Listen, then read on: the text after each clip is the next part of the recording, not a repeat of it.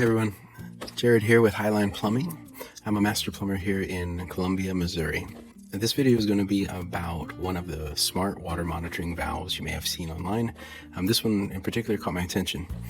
I've actually been looking into these valves for my customers now for a while, and Frizzlife made one that kind of stood out above others, mostly based on the customer reviews and then the features it offered.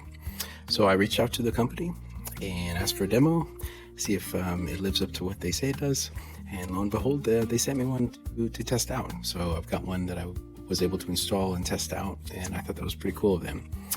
But I'm also not here to give you a sales pitch.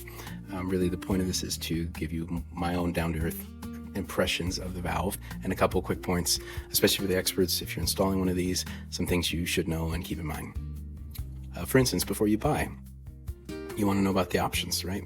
So the valve can be ordered with a variety of connections that come anywhere from 3/4 inch and they go up to 1.25 inches. You can also order 2 different style of valves, but I'll tell you right off the bat, go with the one that also monitors your pressure, because they don't both have that. The one that ends in the P, LP365P model, is the one that does pressure naturally.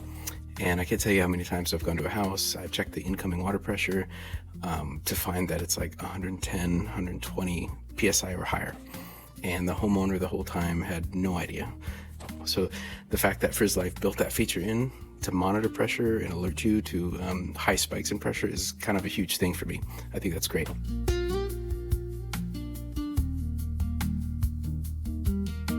Well, that's pretty nice. I thought it was solid. It's a nice metal body, brass connections with unions for your inlet and outlet. But the real thing that sets this valve apart from many others out there is the ultrasonic technology it uses.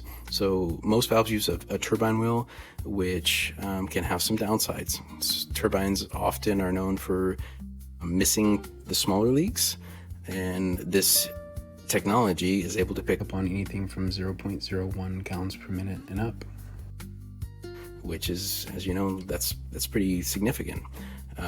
And you won't have the same maintenance issues as you do as a turbine, getting clogged, all those kind of parts that you have to work with. So this is a much nicer option for those reasons.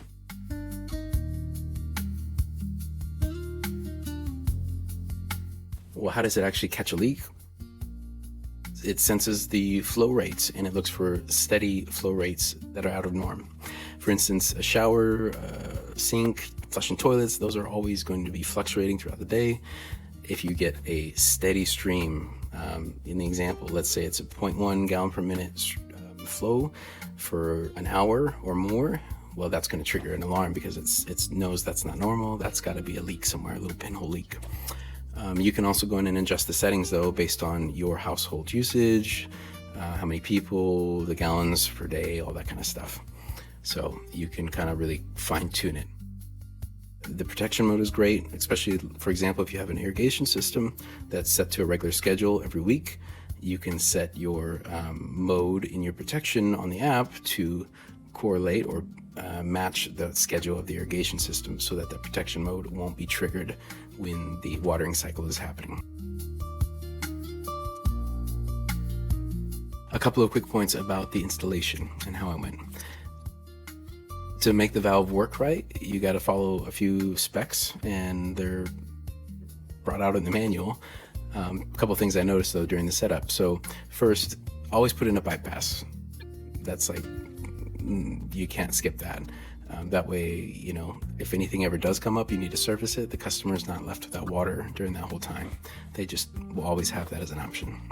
And secondly, and the manual does touch on this a little, but you need to have a minimum amount of length. For instance, 5 inches minimum of straight pipe before the valve and 3 inches after, before you do any hard 90s or bends.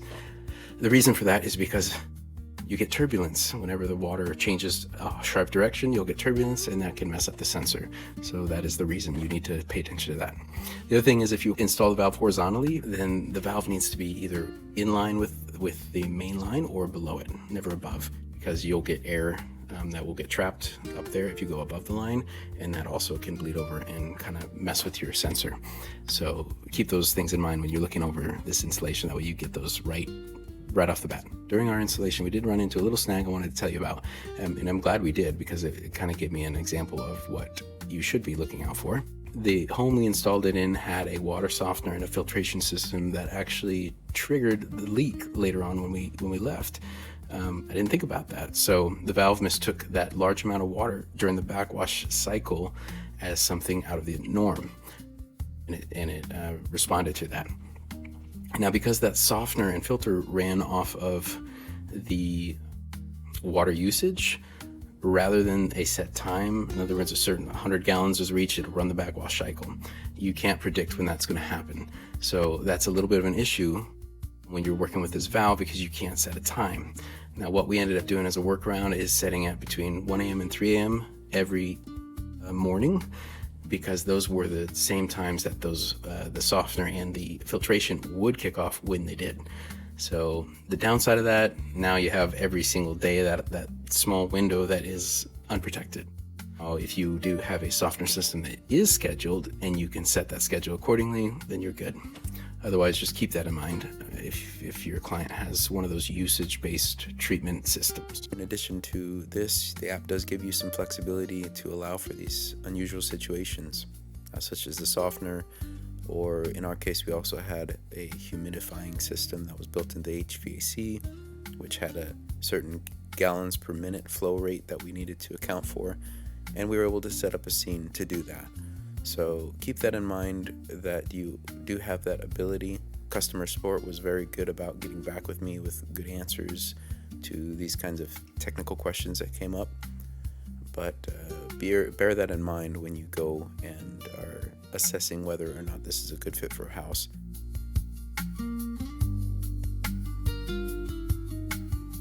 After the installation, using that feature that it's got built in, the 5-minute leak test, is actually great, because you're able to verify that the system is working. You can open a faucet or something and look and make sure that it actually recognizes the amount of flow, that it triggers the leak. It's just a way to shorten that whole process so you can verify it.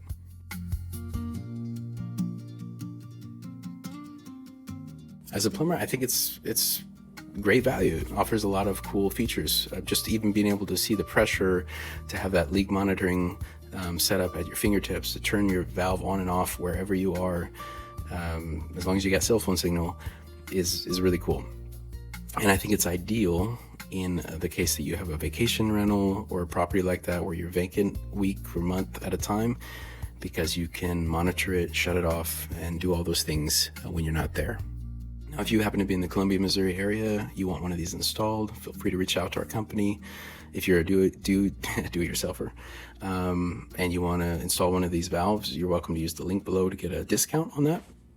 And anyway, hope this helps, and we'll see you on the next one.